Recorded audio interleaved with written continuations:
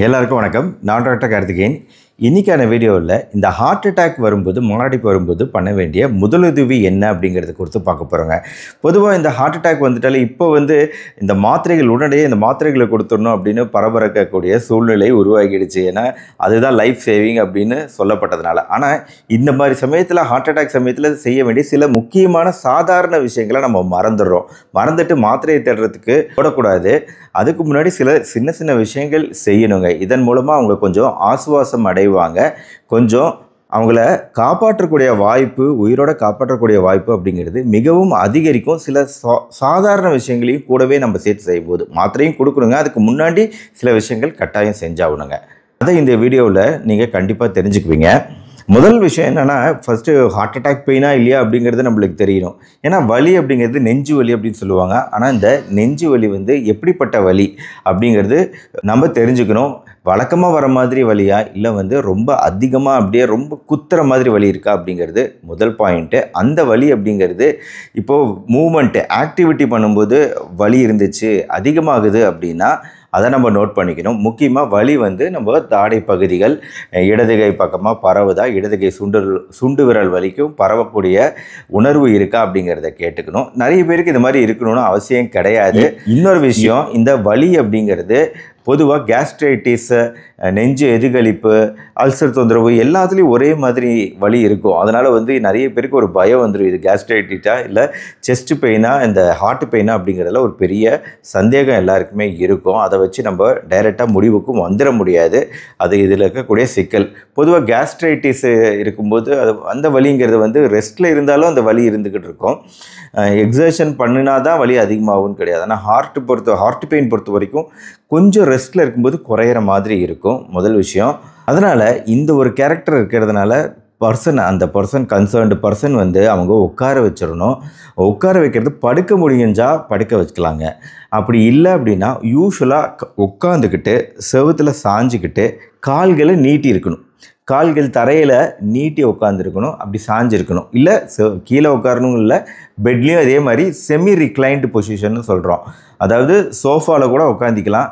முதல்ல சோஃபாவில் உட்காந்திக்கணும். கால்களை தூக்கி மேலே வச்சுக்கணுங்க. ஸோ நம்மளுக்கு ஒரு ஆசுவாசமாக இருக்கும். நல்லா ப்ரீத் இன் பண்ணி ப்ரீத் அவுட் பண்ண சொல்லணும்.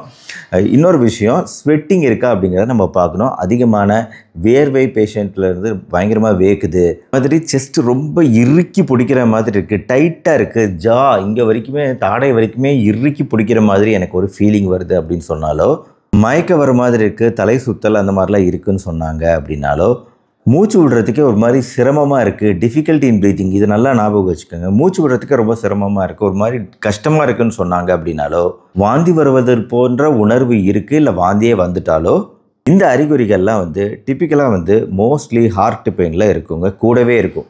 நெஞ்சு வலியோடு சேர்ந்து கூடவே இந்த 5 விதமான விஷயங்களில் ஏதாவது 1-2 இருந்தால் கூட கண்டிப்பாக நம்ம வெயிட் பண்ணக்கூடாது, டிலே பண்ணக்கூடாது. நம்ம உட்கார வச்ச பின்னாடி இதெல்லாம் அசஸ் பண்ணிட்டோம். இப்போ அசஸ் பண்ண பின்னாடி இம்மீடியட்டாக கால் பண்ணணும். யார் கன்சர்ன்டு பக்கத்தில் இருக்க டாக்டரு ஹெல்ப்பு நம்ம கால் பண்ணணும். அப்படி நம்மளால் கூட்டிகிட்டு போக முடிஞ்சிச்சு அப்படின்னா வெல் அண்ட் குட். பக்கத்தில் இருக்கக்கூடிய ஹாஸ்பிட்டலுக்கு டக்குன்னு கூட்டிகிட்டு போகணும். அவங்கள முடிஞ்ச அளவு மெதுவாக நடக்க வச்சு கூட்டிகிட்டு போகணும்.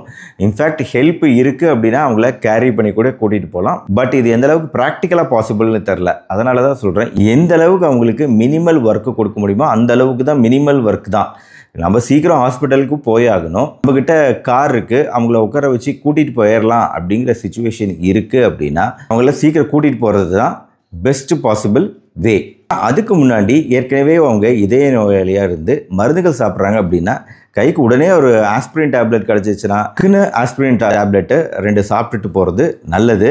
அவங்ககிட்டையும் எக்ஸ்பிளைன் பண்ணணும், இந்த மாதிரி இந்த மாத்திரை சாப்பிடுவதால் நம்மளுக்கு அந்த ரத்தம் உறைதல் தன்மை குறைஞ்சு ரத்த குழாய்கள் கொஞ்சம் ரிலாக்ஸ் ஆகும். இதனால் உங்களுக்கு வலி குறையக்கூடிய வாய்ப்பும் பெரிய ஹார்ட் அட்டாக் வருவதற்கான வாய்ப்பு குறைவு அப்படிங்கிறத புரிய வச்சு கொடுத்தோம்னா அவங்க கண்டிப்பாக அதை சாப்பிட்ருவாங்க. அதை சாப்பிட வச்சும் நம்ம கூட்டிகிட்டு போயிடலாம். இல்லை மற்றவங்க யாராவது கூட்டிகிட்டு போகணும் அப்படின்னா அது வரைக்கும் நீங்கள் வெயிட் பண்ண வேண்டியிருக்கும்.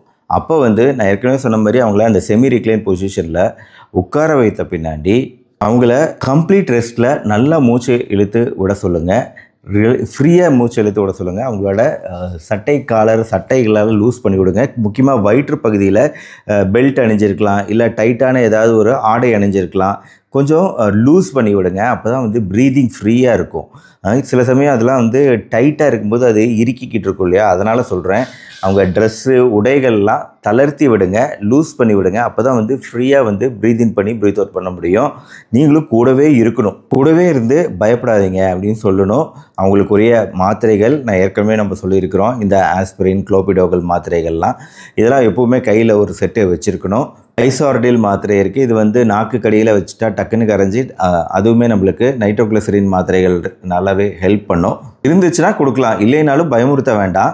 கூடவே உட்காந்துருக்கணும். ஒருவேளை அவங்க மயங்கிட்டாங்க அப்படின்னா, ப்ரீதிங் பண்ணிக்கிட்டு இருக்காங்க, மூச்சு விட்டுக்கிட்டு இருக்காங்க, ஆனால் மயங்கிட்டாங்க அப்படின்னா அவங்கள வந்து படுக்க வைக்கணும். ஹெல்ப் வர வரைக்கும் படுக்க வைக்கணும். படுக்கிறது லெஃப்ட் லேட்டரல் பொசிஷனில் ரெக்கவரி பொசிஷன் அப்படின்னு சொல்லுவோம். உங்களை இடது பக்கமாக இப்படி படுக்க வச்சு வாயில் இப்படி வாய் கீழ் நோக்கி இருக்கிற மாதிரி இந்த ரெக்கவரி பொசிஷனில் அவங்கள இடது பக்கமாக அப்படியே ஒரு கழிச்சு படுக்க வைக்கிறது அப்படிங்கிறது ரொம்ப முக்கியம். அப்போ தான் நல்லா ஃப்ரீயாக மூச்சு இழுத்து விட முடியும். வேறு ஏதாவது செக்ரீஷன்றதால அது வெளியே வரதுக்கு வாய்ப்பாக இருக்கும். இப்போ ப்ரீதிங்கும் இல்லை அப்படின்னா தான், மூச்சு இல்லை அப்படின்னா தான் நீங்கள் வந்து சிபிஆருங்கிற அடுத்த கட்டத்துக்கு போகணும். அதாவது செஸ்ட் கம்ப்ரெஷன் கொடுக்கறது. இது எப்படி கொடுக்கறது அப்படிங்கிறத நான் சிபிஆர் என்னோடய வீடியோலேயே விளக்கமாக சொல்லியிருக்கிறேன்.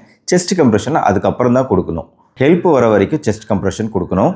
செஸ்ட் கம்ப்ரெஷன் அப்படிங்கிறது அவங்க பேஷண்ட்டு திருப்பி முழிக்கிற வரைக்கும், கண்களை திறந்து பார்க்குற வரைக்கும், இல்லை மூச்சு வர வரைக்கும் கொஞ்சம் செஸ்ட் கம்ப்ரெஷன் ட்ரை பண்ணுறதுல தப்பு கிடையாது. சில சமயம் 4 நிமிஷம் 5 நிமிஷம் கூட செஸ்ட் கம்ப்ரெஷன் கொடுக்க வேண்டியிருக்கும். அதுக்குள்ளே நம்ம ரொம்ப டயர்ட் ஆகிடுவோம்.